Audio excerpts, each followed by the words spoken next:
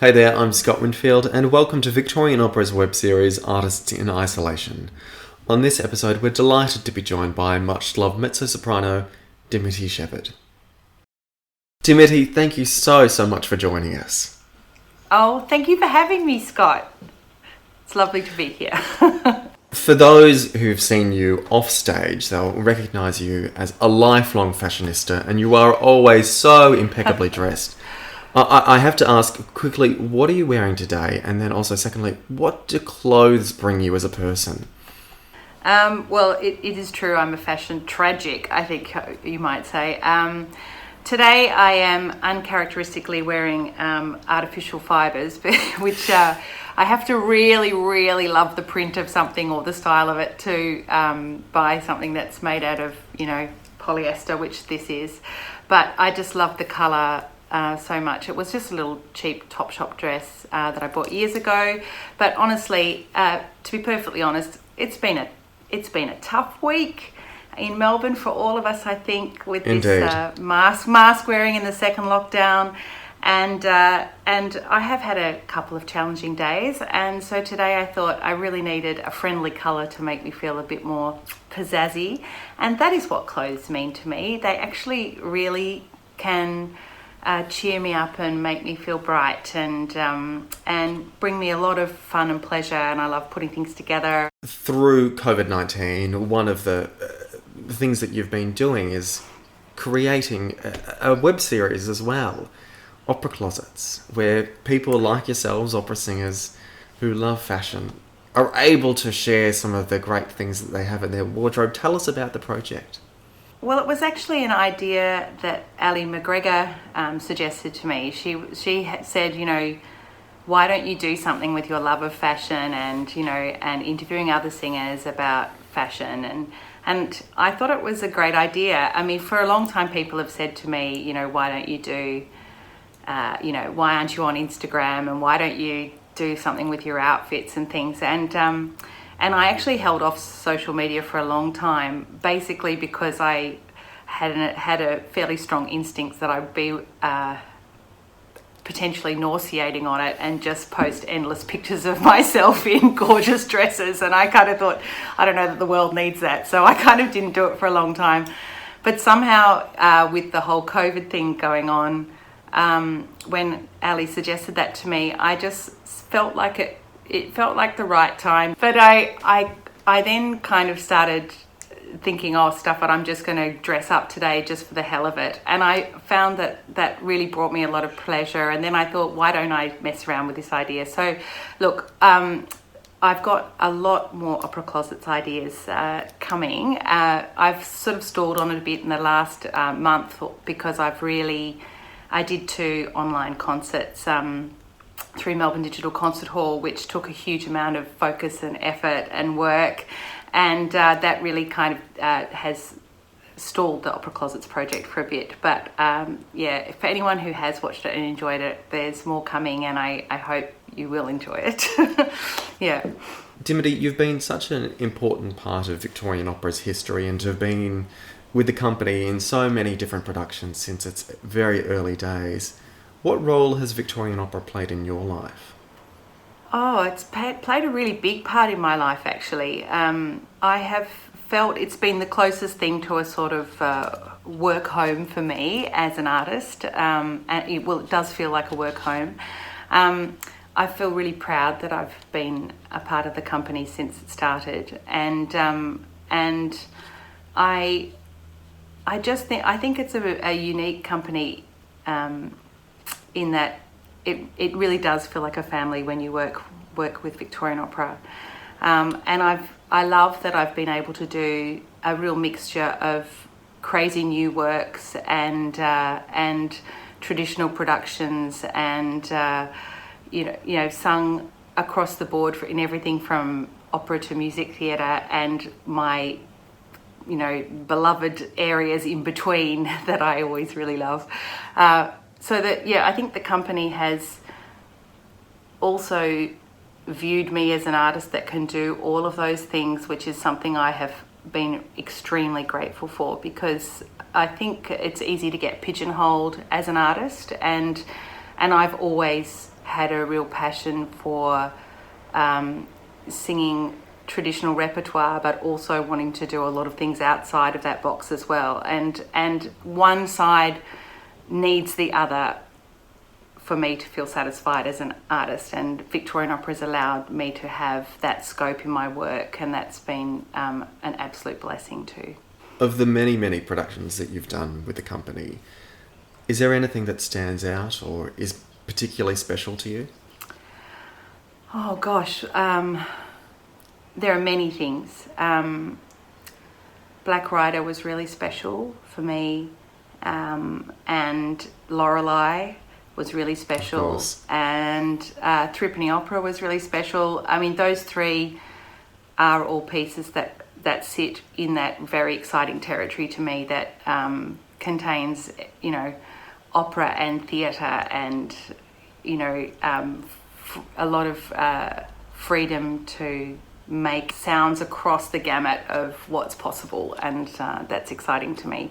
But I've also I really love doing things like being in Xerxes, and I loved being Flora to Jessica Pratt. You know, I mean, I've loved so many things. I loved being in Sweeney Todd, and you know, that extraordinary cast, watching it kick ass. You know, I've loved everything. Yeah. Reflecting on COVID-19, I would love to know what's brought you balance during this time. Look, it's been a really a strange time, but I really have taken a lot of solace from nature, and I've needed to go outside and see the sky, and I've gone on lots of bike rides where I've ridden down to Port Melbourne just to see a big body of water, and things like that have been really important. I've also I've done a lot of online dancing. I'm not a particularly great dancer, but I love it, and I've got a gorgeous troupe of women that I've done a kind of a modern version of samba with for a long time, and I've really missed not being in the flesh with those ladies, but we've danced together twice a week online, and that's kept me sane. I've also, you know, had the gorgeous company of Richard Piper, my beau, who lives 5 minutes down the road. We live alone, but we've had a lucky time being able to sort of have our own space and be alone when we've needed it, but have company when we've needed it. And it's also given us 2 abodes, so we've had a slight change of scene house-wise by going from one house to the other, which has been lovely. From all of these experiences over the past few months, what do you feel most renewed gratitude for? I feel gratitude to be living somewhere where I have a door that locks and enough food and all of that kind of security, and I'm grateful for my loved ones, and to have the support of people like that, and I'm grateful that I've still been able to sing in this time. Singing practice is the other thing that's got me through. It has been really important to keep singing. What type of music have you been choosing to sing?